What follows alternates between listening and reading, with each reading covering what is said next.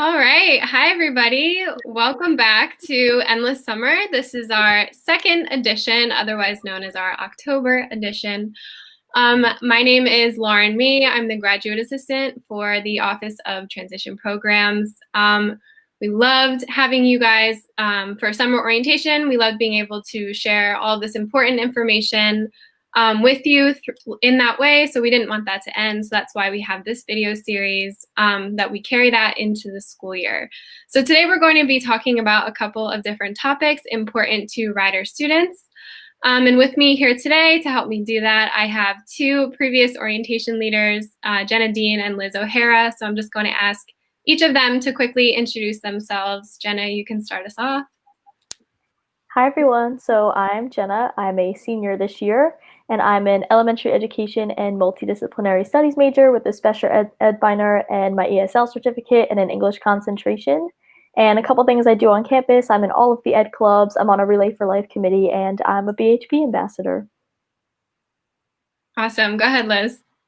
Hi everybody, my name is Liz O'Hara. I'm a junior computer science and graphic design double major from Harleysville, Pennsylvania. And some things I'm involved in on campus are I'm the vice president for university affairs in the Student Government Association, the president for Unified Sports, and I work in the admissions office as a tour guide and Bronford Day coordinator.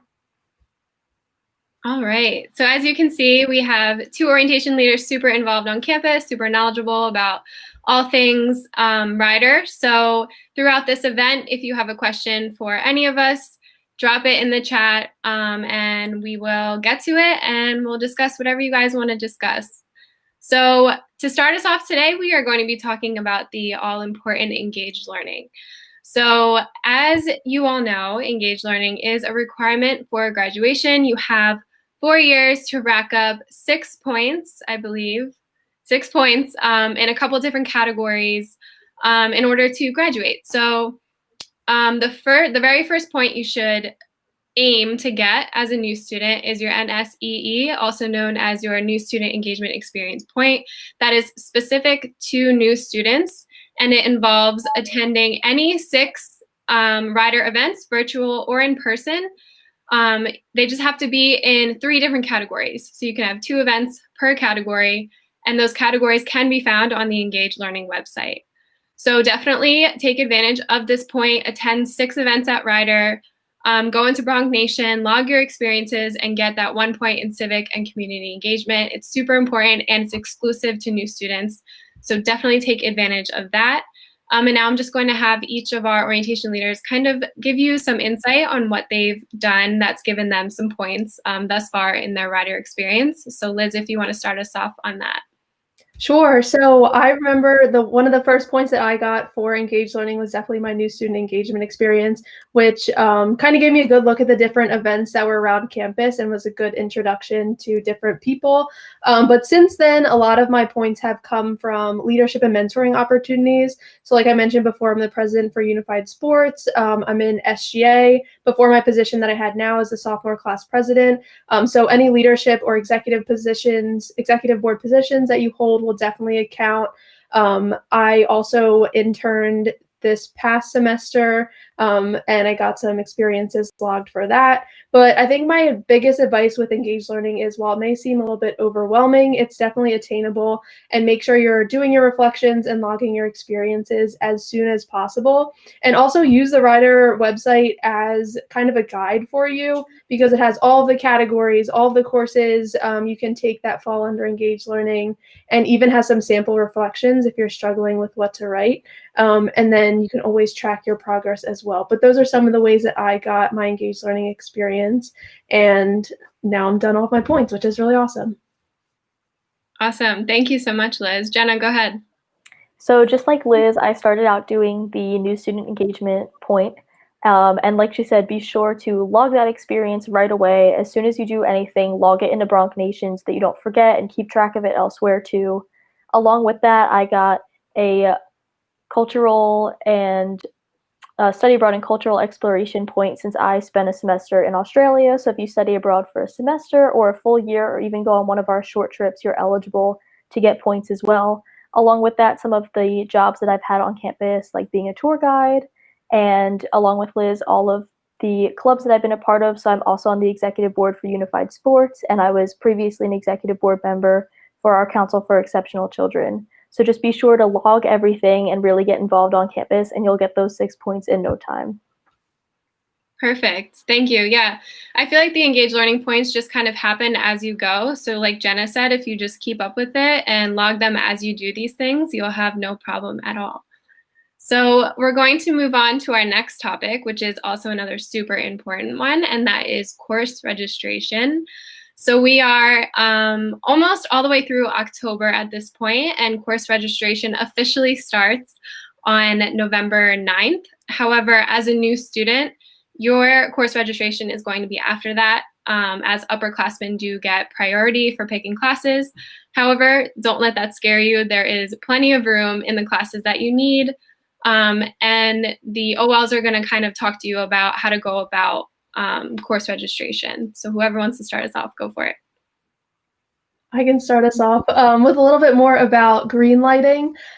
So a question we always get as orientation leaders, I feel like, is where can you go to see who your advisor is? And the easiest place to do this is to go into My Rider, and it should be under your student profile. And remember that for each of your majors or minors, you will have an advisor attached to that who will be a great resource in making sure you're taking all the correct classes to graduate. But with green lighting, so the enhanced course roster, which is where you'll see all the classes for next semester, is all updated, and registration is slowly approaching, but really it's quickly approaching. So you should be hearing from your advisor pretty soon to make a green lighting appointment. My advisor emails me and just says we can set up a time whenever we're free, or sometimes they'll let you put it into a Google Calendar, but that is just dependent on the advisor that you have. But I would say take advantage of that and try and sign up as early as you can. And then when you do sign up for your green lighting appointment, come in with a little bit of a plan. Check the enhanced course roster, see which classes you want to take, which are actually offered that would count towards your major. But even if you're not sure, that is where your advisor can come in and help you out. As a freshman, I got like a 4-year plan that my advisor had made for the major, which is really helpful and something that I still refer back to this day, and helps kind of keep me on track. But then the other thing with green lighting is, so while it's important to talk about green lighting in the classes you're going to be taking for the next semester, make sure you engage in conversation outside of that. So maybe things like what you want to do in your future career, or like engage learning, make it a chance to kind of get to know them at a little bit of a deeper level, than just for green lighting. Yeah, all of that was great. So Liz touched on a lot of stuff for that, but Jenna, do you want to kind of explain DegreeWorks, like where to go to find it, and kind of what do you use DegreeWorks for, just as a reminder? Sure. So for all of this, you're going to find everything on your My Rider page, which you use your EasyPass ID to log in. And one of the really important things that Liz mentioned is that enhanced course roster, which you can find on your My Rider page. And this is going to have the courses, what they'll fill for you, and which is really important for this semester upcoming, is if it's going to be offered as online or hybrid. And it will be updated as the university makes changes. So be sure to check that out. And this is all under the registration tab on your My Rider account. This is where you can also find DegreeWorks, which is where you can see your academic advisor and all the courses that you need to take for your majors, your minors, any certificates you add. It's basically a big checklist that shows you what you've taken so far, what you're currently taking, and what you'll need to take in the future, and all the different classes you can take that will fill those requirements for you. All right. So I know we're talking about a lot of super important stuff and stuff that's really relevant to this time of year. So just as a reminder, if you have questions, drop it in the chat so we can, speak directly to you, talk about stuff that you need to talk about. And just go for it. And with that, we're going to move on to our third topic, which is, again, a super important one. We like to talk about the important stuff, right, guys? So right now we're going to touch on general do's and don'ts for kind of social distancing on campus. We're well into the semester at this point, kind of, getting comfortable with our routines and our schedules. So, I know we're all human and we all make mistakes. So I think it's important to be reminded kind of what the guidelines actually are on campus, and that it's important to really follow them. So I think, Liz, you're going to start us off on this one specifically for dining, kind of what to do when you're at all the places that has food on campus, and like when you're eating with your friends and all that. So go ahead. Sure. So the biggest thing with like dining and that whole situation is make sure that, of course, you're wearing your mask and your social distancing. Obviously, when you are dining on campus, you don't need to have your mask on, but if you're just sitting there afterwards with your friends, make sure to put that mask back on to keep everybody safe when you're not eating. And then even if you're outside, it's great to be hanging out outside. And I know it's getting a little bit colder. But make sure that you're trying to stay outside as best as you can. And if you're in a large group or around other people, of course, wear your mask and social distance. I know it's definitely tough to remember to do all this stuff, and it's not what we would like to be doing, but this is how we're going to keep our campus community safe as possible. Yeah, and Jenna, I don't know if you had anything to add to that, maybe some things that you do to remind yourself, when you're around your friends and on campus.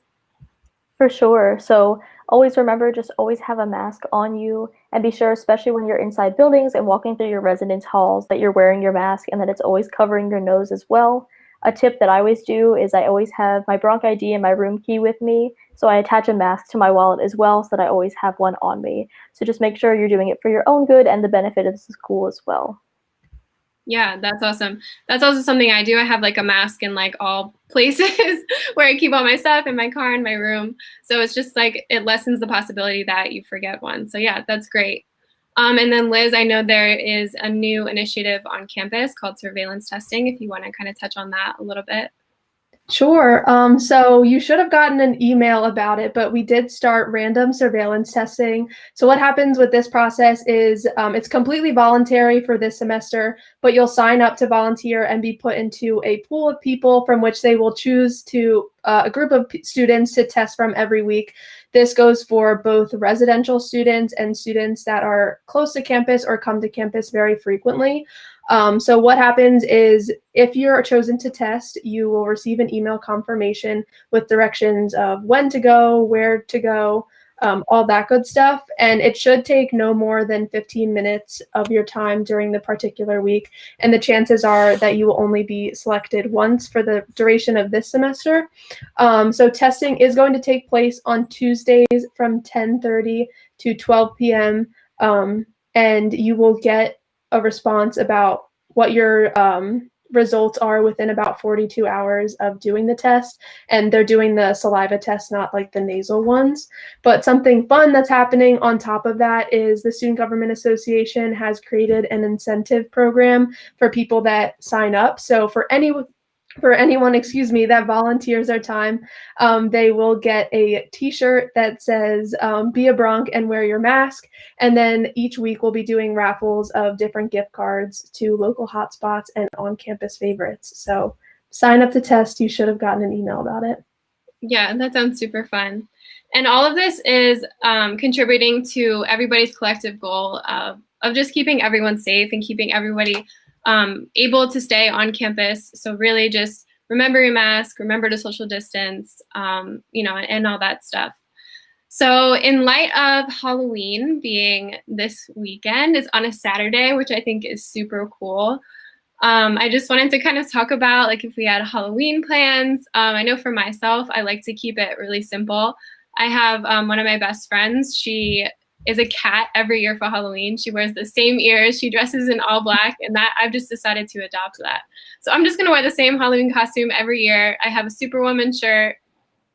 It's just gonna be that. So do you guys have any ideas for your costumes? I mean, I have overalls, so I feel like from here on out, I might just be a cowgirl forever. That's amazing. I love that. I love overalls. I personally don't have a costume, but I would say a costume suggestion would be dressing up as one of your favorite orientation leaders, for sure. Love that. You really can't go wrong with that. You can't go wrong. A polo and khakis, and it's that simple. It's that simple, of course. Okay, and to kind of conclude our event, we want to bring one of the aspects that we had last month. So Jenna is a part of the small group of orientation leaders that test out different ice cream spots around Ryder. So Jenna, you want to give us an update on what you guys have been up to? Absolutely. So last week we actually ended up going to a place that was closed. So we thought that maybe we had hit all the ice cream places in the area. So we went back to Princeton and we're walking around and stumbled upon one. And I know Austin and Kelly have a list somewhere of all of them. And it was definitely top tier. We plan to rate them all at the end. So tomorrow is Wednesday, so it's ice cream night. And today is also Austin's birthday. So we're going to do dinner and ice cream. So I'm very excited. Cool. Yeah. Shout out to Austin, a fellow orientation leader. Happy birthday, Austin. Awesome. Okay. So wait, Jenna, do you want to drop the name of that ice cream place that you were talking about? I wish I could remember it. Okay, we'll get back to everybody on that. Okay, so that concludes our October edition of Endless Summer. Thank you so much to everybody who joined and everybody who will watch this in the future. If you have any ideas for our next edition or any questions you want answered, you can email orientation@rider.edu, and we will definitely implement that into our next edition. So thank you, Jenna and Liz, for joining. I had a lot of fun with you guys, and yeah, we'll see you next month. Bye, everybody.